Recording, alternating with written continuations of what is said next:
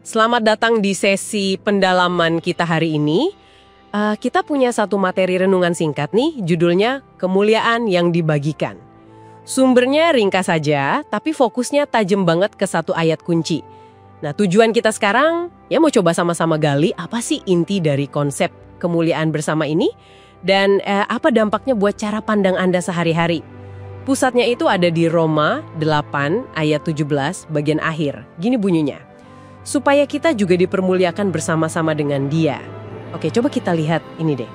Yang langsung kerasa beda itu penekanan di kata bersama-sama ya. Betul-betul. Jadi ini kayaknya bukan soal kita masing-masing cari panggung gitu. Tapi lebih ke kemuliaan yang dibagikan, yang dialami bareng-bareng sama Kristus. Iya, persis. Kata bersama-sama itu penting banget di sini. Kayaknya penulis itu mau geser total pemahaman kita. Dari yang tadinya mikir kemuliaan itu hasil usaha sendiri, jadi beda. Teks ini negasin kalau kemuliaan yang dimaksud itu bukan sesuatu yang kita bikin, tapi kita terima. Terima karena apa? Karena kita nyatu sama Kristus. Gitu intinya. Kayak, alirannya dari sana bukan kita yang produksi.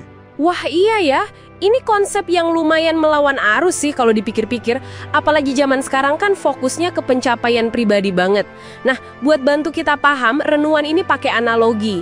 Analogi visual yang menurut saya oke banget sih. Katanya kemuliaan kita itu kayak pantulan cahaya.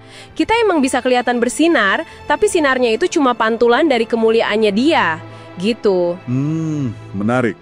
Jadi bukan karena ada lampu di dalam diri kita sendiri gitu analoginya. Ya, analogi pantulan cahaya itu kena banget ya. Kalau kita coba tarik artinya lebih jauh, penulis ini seolah mau bilang, di dunia yang lagi heboh soal personal branding, soal tampil menonjol, wah, ide ini jadi radikal. Fokusnya itu bukan lagi siapa nih yang lagi bersinar, tapi siapa sumber asli cahaya yang lagi dipantulin itu. Oh, oke. Ini jelas nantang cara kita biasa lihat prestasi atau ya signifikansi diri lah. Benar, jadi ukurannya bukan seberapa terang kita bisa nyala sendiri, tapi seberapa bagus kita bisa mantulin sumber utamanya itu ya. Nah, implikasinya jadi menarik nih. Gimana ini mengubah cara kita mandang status? Nah, itu dia. Kalau kita sambungkan ke gambaran besarnya ya, gagasan ini menurut teks ini, tujuannya itu mau bongkar apa yang dia sebut status semu. Status semu? Iya, status semu. Itu diartikan sebagai usaha kita ngejar kemuliaan atau pengakuan buat diri sendiri. Kenapa dibilang semu? Ya karena dalam logika teks ini, kalau kemuliaan sejati itu pantulan dari Kristus, berarti ya usaha cari cahaya dari dalam diri sendiri itu dasarnya ilusi aja. Sesuatu yang nggak nyata, nggak langgeng, gitu.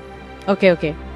Jadi status semu itu kayak upaya bangun citra pakai cahaya buatan sendiri gitu ya kira-kira.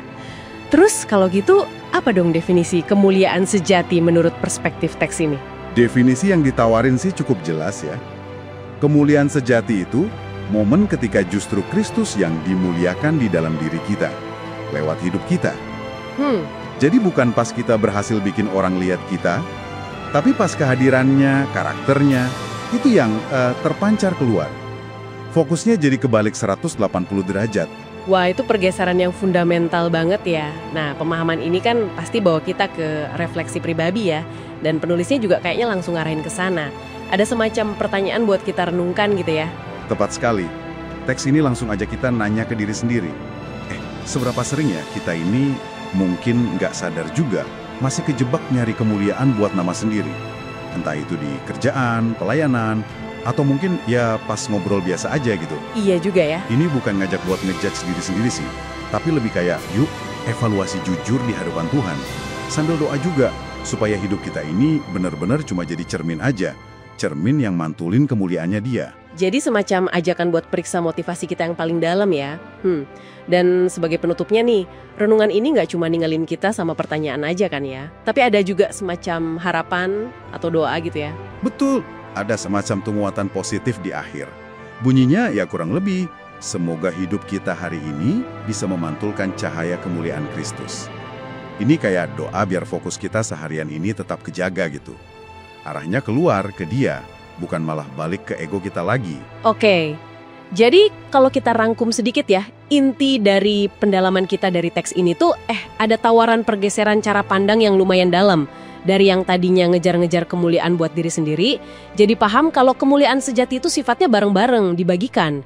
Dan intinya yaitu tadi, pantulan dari kemuliaan Kristus sendiri. Iya, dan ini otomatis ngebentuk ulang cara Anda bisa lihat makna atau tujuan hidup Anda kan?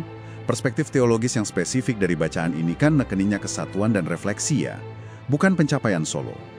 Ini bisa jadi kacamata baru lah buat menilai apa sih yang benar-benar penting. Menarik banget. Nah setelah kita gali materi ini bareng-bareng, mungkin ada satu hal nih buat Anda renungkan lebih jauh. Coba deh pikirin satu area spesifik dalam hidup Anda hari ini. Mungkin di kerjaan, atau keluarga, atau di komunitas Anda. Nah gimana kalau fokusnya digeser? Dari yang tadinya ini soal kemuliaan saya, jadi ini soal kemuliaannya dia yang terpantul lewat saya.